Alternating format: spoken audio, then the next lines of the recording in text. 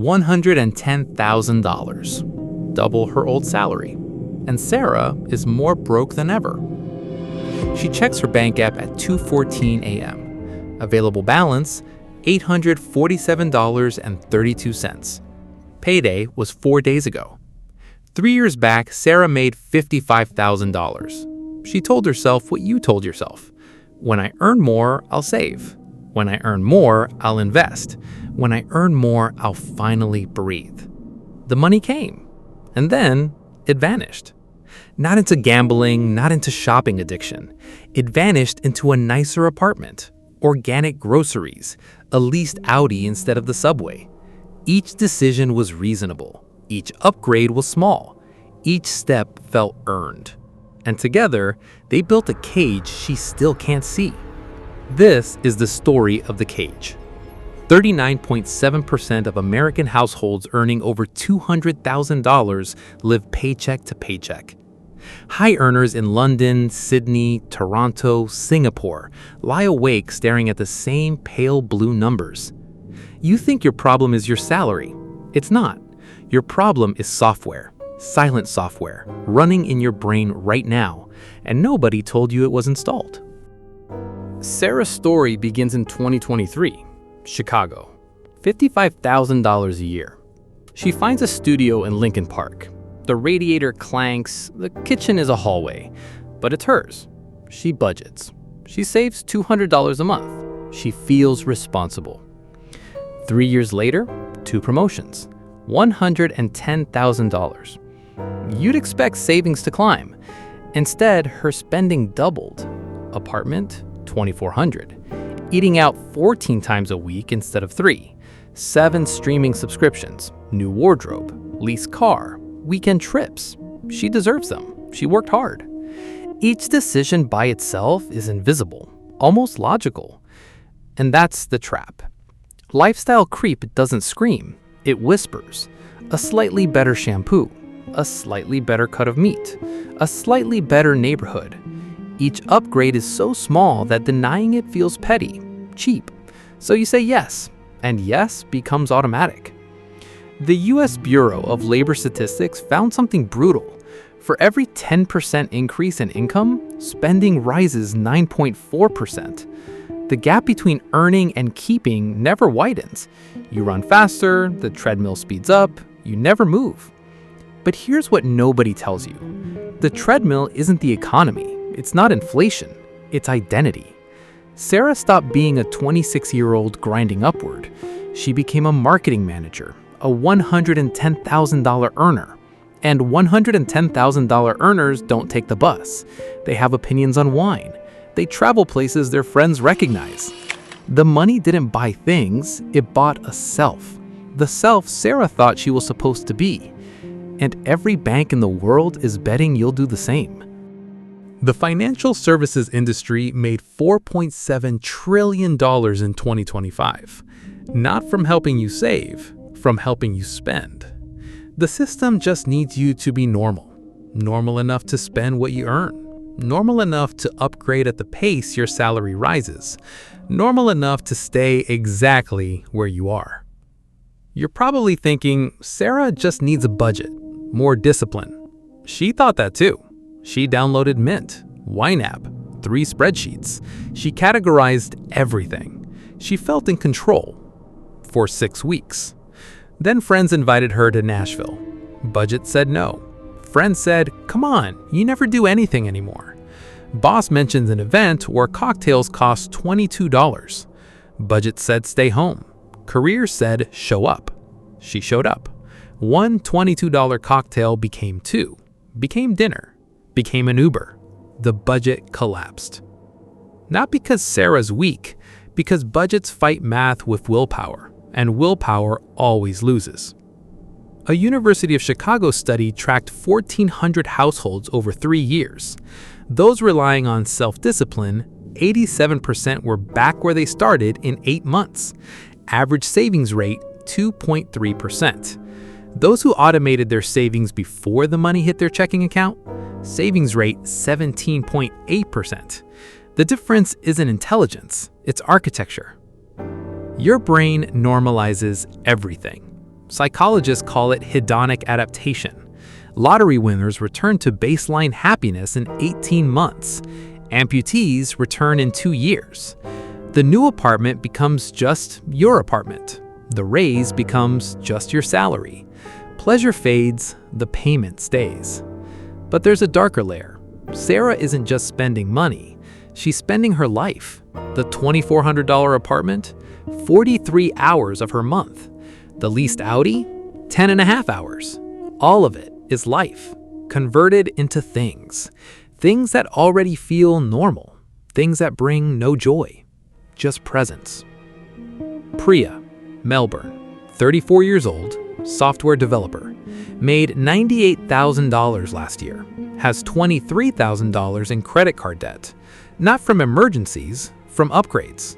She told a financial therapist, "I don't even know where the money went. I don't feel any different than when I made $50,000. That's not a confession, that's a diagnosis. Researchers now call it money dysmorphia, the gap between what your numbers say and what your brain perceives. You earn $110,000, but your brain operates on survival mode. Except now, survival looks like $22 cocktails. You're not greedy, you're trapped in a perceptual glitch. The real name is identity inflation. Your income rises, your identity inflates to match. The gap between what you earn and what you keep stays zero, forever. And the person who pays is standing in a house 20 years from now, staring at a retirement account that doesn't add up, wondering where it all went. 2-second pause. But wait, it gets worse. You've heard the solution. Spend less, save 10%, invest the difference. That advice is not wrong. It's like telling someone drowning in a riptide to just swim. Technically correct, completely useless without understanding the current. The current is your identity, and you can't budget your way out of who you think you are. The truly wealthy don't fight lifestyle creep with willpower. They fight it with architecture. They hide money before their identity sees it. 401k contributions, index fund auto drafts, separate banks. Money that doesn't exist in the checking account can't be spent by an identity that wants an upgrade. The average US millionaire saves 29% of their income, off the top, before the identity even knows the money arrived, for 18 years on average. The math isn't magic, the psychology is. Here's what the wealthy know that you don't. Your future self is a stranger. Your brain processes future you like a stranger. Same neural patterns, same emotional distance. When you spend $1,000 today, you're not thinking about what it would become in 30 years. You're thinking about the dinner, the jacket, the version of you right now. You're not selfish, you're neurologically disconnected.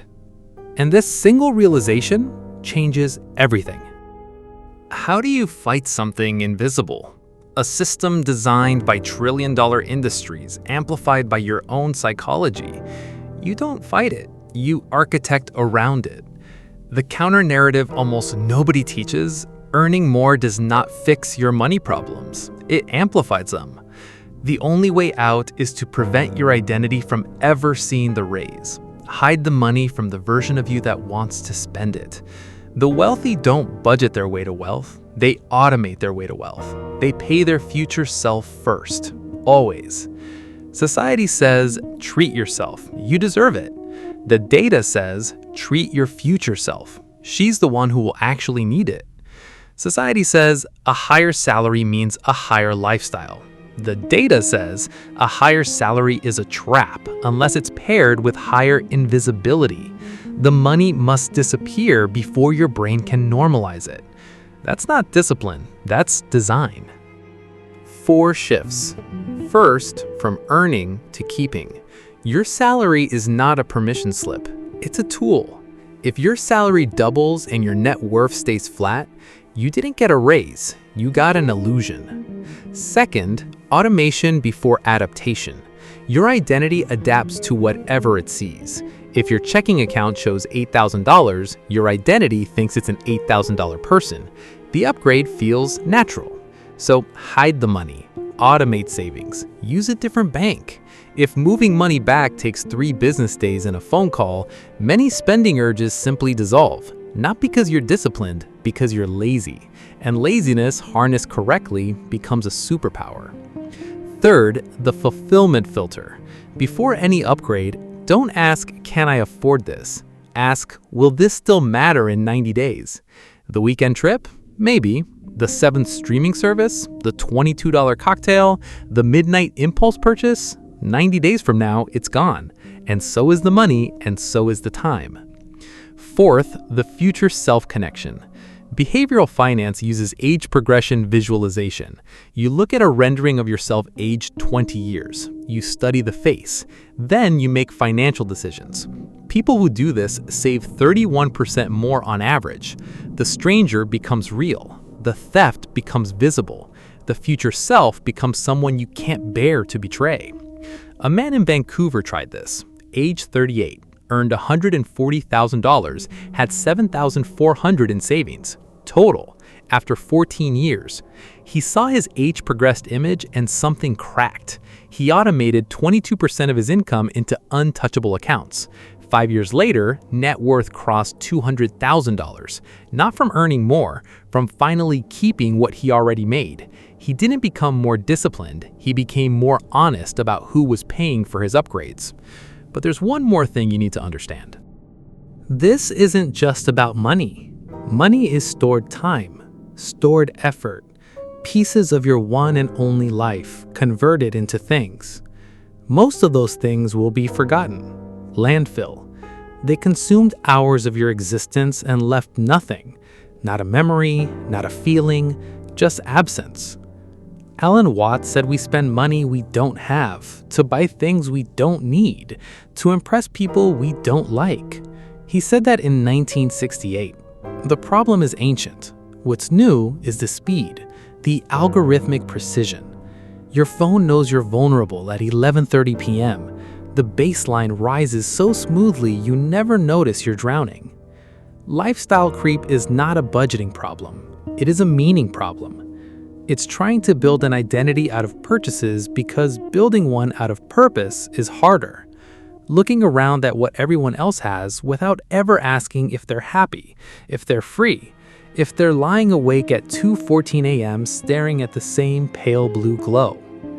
The cage is comfortable. That's why it works. The bars are reasonable decisions. The lock is small upgrades. The key is realizing you don't need a bigger cage. You need to stop building one altogether. So here is the question. Look at your last 3 months of spending. Not the big purchases, the small ones, the upgrades, the reasonable ones, the ones you barely remember. Add them up, multiply by 12, multiply by 20. That number is not a number. That's a house. Years of freedom. The difference between working because you want to and working because you have to. That's your future self, standing in a paid-off home, looking back at you through time. What do you want that version of you to see?